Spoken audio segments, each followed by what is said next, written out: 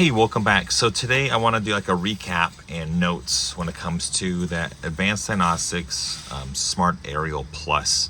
So this is going to be primarily for the Hyundais and Kias. You can use it for other vehicles as well. Advanced Diagnostics only has a couple of videos using this. On my channel, I have like, I think 6 or 7 videos explaining it. So pretty cool resource. No, they didn't send it to me or anything. I just got it because I needed to do Hyundais and Kias. So the cool thing is I noticed it's kind of like a sniffer data, kind of like if we're using the Xhorse. So that's kind of cool. So let's kind of go down what and how to do these. So I will have links below in the description when it comes to how to do Hyundais and Kias for this information. So this is like a Cliff Notes, kind of like a capstone video explaining my findings. So it helps you. So if you need to get this, cool. If not, cool. So when we're looking at the Smart Aerial Plus for the Hyundais and Kias, this is going to be primarily focused on the smart keys, the push start ones, not the flip keys. Flip keys, you can clone those chips if needed, or just get the correct OEM key. But the big thing is, how do we know which key to use? So let's say we want to look at the member's key or the customer's key or the dealer key, whatever they have, we want to match. So the biggest thing is for Kias, for example, is going to be, there's going to be 5 different things. So we want to look at one, the logo. You have the old and the new. This is going to be the old logo, and then you have the new logo.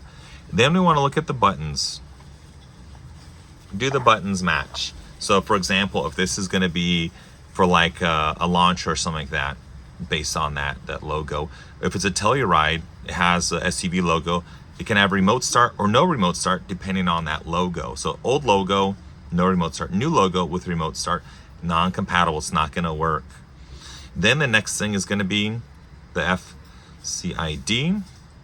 And then on top of that, it's going to be the part number and that secondary part number. And that's going to be more for like the new Hyundai's part number. So we're going to say, well, there's information there. So when you get that OEM key, it's going to have that information. But what about for that customer's key? They don't have it. So if we open up this one, and we're going to, let's see if we can just gently open it. Ooh.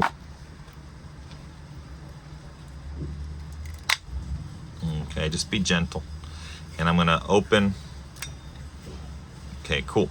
So we can see the part number and SoC ID right there. So we want to match that. If we get the wrong one, it's not going to work. It's going to say check the battery, check compatibility. It's just going to be the wrong thing. So we don't want to waste time and ordering the wrong parts. So we want to cover these 5 points: the logo, the buttons, SoC ID, the part number, secondary part number.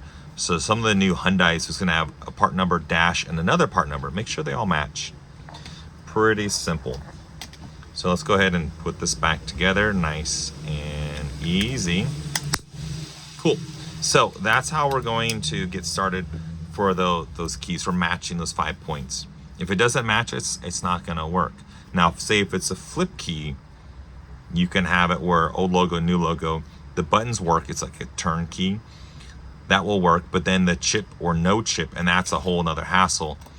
And that's where you have to like clone it, or use like a B chip. If you have a B chip, which I really don't see them anymore, then you're kind of toast. But use that Autel and you can clone it. So that's going to be for the procs. Cool. The flip keys, you're going to have, you can clone the chip, and the remote usually works as long as you're matching the button sequence. Cool. Pretty simple. But for these, you got to do all 5. Otherwise, it's just not going to work. Now, we're saying, well, okay, cool. So now we have the right key. But how do we go ahead and get the pin code? Well, I need to program this vehicle. So that's where we're going to, we don't even use this yet. We're just in prep mode. We're going into the SOP. So when we look at the year range for these Hyundais and Kias, we're going to notice that, let's just say like a 2006 through, I think it's like 15. we can use in my tools of what I would experience. If it's like a Hyundai or Kia Smart Key, I would say use the Autel 508. The advantage of doing that, and this is going to be for the Hyundai and Kias, the advantage is it's not going to require a terminal reset. That's going to be the best thing. Well, what if you can't get the pin code? You can use the Xhorse to get the pin, and that requires no terminal reset, no, not even talking to the vehicle's computer, and that's kind of cool. Now, if we use the SmartPro, you need a terminal reset, and you're just wasting time. The buttons aren't going to work. I have a video like that for the Kia Soul. It's just frustrating. So use the Autel 508. That'd be the best thing. Now, say if it's like a 15 through like 19, still use the 508. It just makes it faster and easier, but make sure you're reading the pin based on that. So you want to read, red, chip, and then read. So you'd have like a 46, 47, 8A, that kind of thing. You'll see on the videos. So you want to read that. So you'd scan it with this or your Autel, and then, okay, cool, I'm going to read. Cool. SmartPro would have the same thing. It can be a smart terminal reset. Frustrating. Now, say when you have like a 20 plus, use the SmartPro. I find it's faster and easier. Sometimes internet, sometimes not. It's just faster. The Autel 508, you need internet the entire time. So that's gonna be cool. No need for a smart reset or terminal reset. Pretty cool. But now when it gets to like the segue of like the 21, 22, 23s, what I've seen is, say if we have the 2020 through 2022, these keys, when you read them on here, they're gonna read unlocked. And that means pin on car. So you're gonna read through the OBD. Pretty cool. And then when we look at a 22 through like 24, it'll say locked. And that's where the pin is on key. And that's where the smart aerial comes in place. That's where we're gonna read the key by setting it on there and letting it calculate, kind of like sniffer data, like if we're doing that, those other keys. So that's where we wanna know. So when we go into understanding these keys and these year ranges, we wanna have a clear picture of what we're doing, making sure we have the right key, understand the year range. So this video is focused more on like the newer vehicles, like the 20 through 24 and that year range. But like, let's say we have a Hyundai 23 Santa Fe. It's a Santa Fe. First thing I'm gonna do is I'm gonna read the key. I'm just gonna stick it in here. Wrong key, I know it's a wrong key, just an example. I'm gonna stick it in there, I'm gonna read it. It'll say locked, and then I use the Smart Aerial Plus, and I program as normal. Plus SmartPro, and I'm done. This only works with the SmartPro. Let's just say I have a Kia Carnival 22. I did one of those on a video. I read the key and it's unlocked. Okay, so I just know OBD plus SmartPro, and I'm done. Pretty simple, easy. So when I read the keys, I know it's locked, unlocked, and what to go. So I'm not wasting my time. Now, worst case, if I don't read this key and I try to use a smart aerial, the SmartPro is gonna say not supported, this and that. I'm just wasting time trying to read the pin codes. I have a video on that for, I think it's a Sonata, a 21 and a 23, where I go through the multiple options of pin code reading, 1, 2, 3, and terminal reset. And it's wasting time, but it's also exploring because there's not a lot of videos about this out there. So that's pretty cool. So now when you look at the troubleshooting side, the biggest problem I experienced over the last couple months using this is, well, not a lot of instructions out there, but the big thing is when it says not supported,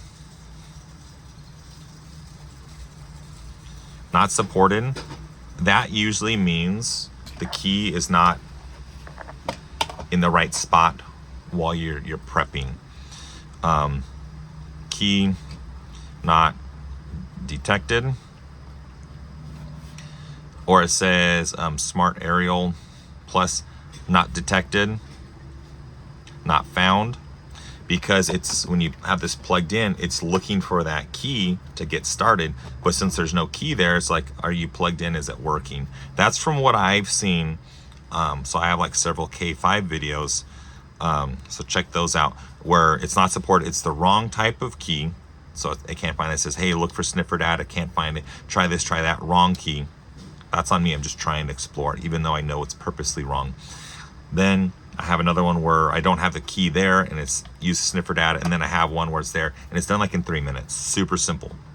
So that's interesting. I have 3 different videos on that, just troubleshooting and learning. I'm just trying to share that information with you. Another thing is going to be where it's going to ask, take the battery out. Just follow the prompts. Follow the prompts. Pretty simple. The lights, from what I've seen, when it says try like 1 to 2 times and look for the lights to flash, just a good rule of thumb, do it 4 to 5 times and you're guaranteed to get that snoop data, that sniffer data, to win. Pretty simple. Do it multiple times instead of like thinking it's good and then you go back and start again. You're not wasting a lot of time, but just extra. All you're doing is you're holding the key up like this, beep, beep, beep, turn it on and off. And sometimes you don't even see your hand, but you can see the light. But just do it, 4 to 5 times and you're good. Instead of doing this and then trying, it's like, oh, we're not successful, try it again, just getting frustrated. Do 4 to 5 times. So that's going to be the troubleshooting that I've seen where the key is just not there when you start. So for that last K5 video, I just stick it on at the beginning and go through the SmartPro prompts and I'm done. Lickety split, super quick. The lights, sometimes we don't see the lights. I haven't really encountered that. The last thing for troubleshooting is going to be, it says not supported, and it's not going to be because of the wrong key. It's going to be a matching key and everything, and it just, I think it's the VIN, not in the AD like software support. I just think it's not there just yet. I noticed that back in the day with the TIS bypass for like the Toyotas, where some of the VIN numbers weren't like there with the TIS bypass. It would just fail, have to use NASA. But then they fixed it and they have all these different VINs and part numbers and everything, and then it works fine. TIS bypass with the SmartPro does everything now. Same thing with this. I think they're just adding more stuff because it's just newer vehicles out there. So that's what I got for the Smart Aerial Plus. The big thing is, before you start, read the key. Is it locked, unlocked? Go that route. If it's locked, use the Smart Aerial. If it's not locked, it's like unlocked, OBD SmartPro, pull the pin. You can use the Autel, whatever you like. Pretty simple, pretty easy. So that's what I got. Other than that, have a great day. And then, yeah, check out the links below. Make sure you like, comment, subscribe. And I will see you next time. See ya. Bye.